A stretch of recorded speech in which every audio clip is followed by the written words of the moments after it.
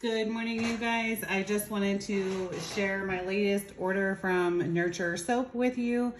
As my business expands, I am slowly getting larger sizes of things for what people are actually ordering. So what I did in the beginning was just ordered the very small, like 1 ounce or 2 ounce sizes of different fragrances, so I could test them out and see if I liked them or my clients liked them. And now we're at the point where I am getting larger ones. And hands down, from Nurture Soap, this has got to be the mica that I'm using the most. It's Maya Gold. This makes the perfect caramel color. So if any of you guys have seen my Marshmallow Caramel Swirl bath bombs, this is the color that I would be using with that for the caramel drizzle on top. And I believe I had ordered like 1 pound of the colorant, and I'm assuming that probably they sent it in the 2 4-ounce bags because that's what it would equal out to, or maybe they didn't have a bigger one. I'm not really sure, but honestly, it's easier for storage, so that works out great. I haven't organized them by color yet, but this is like my little working tray that I use here. And I've put them all in here to sort through. So I just got to put little color dividers to help me do that part better. But either way, this is the perfect caramel gold. So there's that. And then of the different fragrances I have re-upped on, I think the cream and honey is going to be absolutely delicious for doing what I would be calling like my bulk bombs. So I'm not going to individually package these. I will put them all in a larger bag.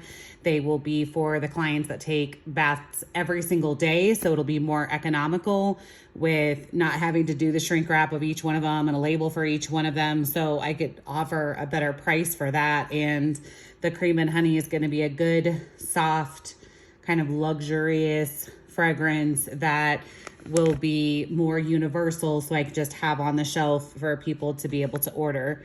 And it's delicious. And I don't know that you could smell cream, but you can because it smells creamy. So there's that.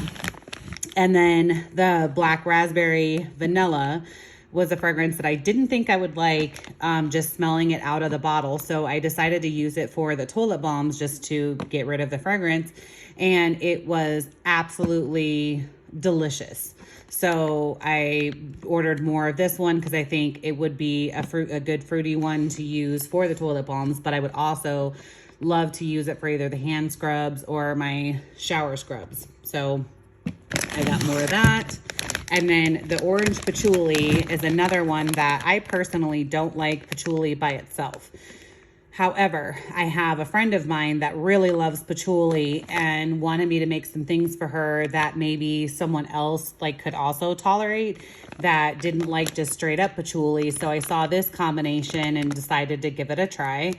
And I think this would also be perfect for any kitchen cleaning type of products or the toilet bombs because it is citrus, but it doesn't like punch you in the face of orange citrus, like acidic stuff in your nose.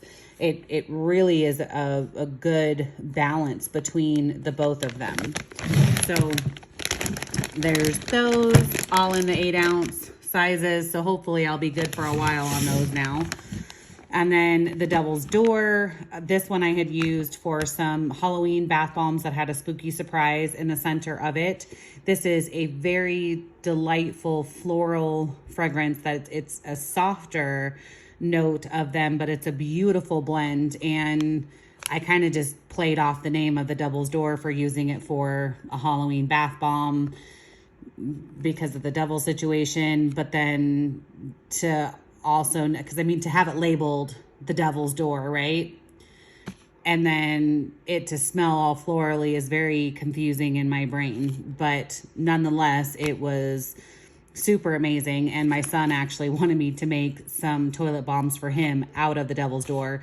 Once again, I think it's just because of the name. But either way, it's delicious. So then caramel and honey, this is another one that I want to use for the softer fragrances for the bulk bombs, just because I it just smells like a creamy deliciousness, like something. It smells like it should be moisturizing and hydrating.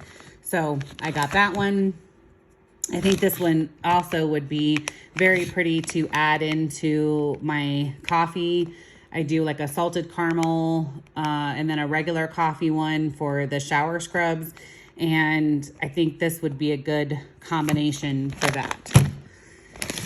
My absolute favorite is the blue agave. This is another one that I thought smelled absolutely horrible in the bottle and thought I will never use this. So I would go ahead and use it on the toilet balms just to get rid of it. And it's amazing. Again, very like soft. It could be a neutral if you wanted to do like a shower balm out of it, but it's just very refreshing. And this has been a hit with my people every time they walk into my house and they're like, what are you making? Because it's that good. And I was another part of this journey that is kind of intrigued me a little bit is I'm like, what is a blue agave? I have no idea. So I go and Google it, and it's a plant it's a succulent, and it looks very similar to an aloe vera plant, but it's got gorgeous like teals and purples to it. So whenever I design the shower balm or whatever colors I guess I would choose for what I'm making, I now will color them with those things if the client doesn't have a particular preference when they do their custom order.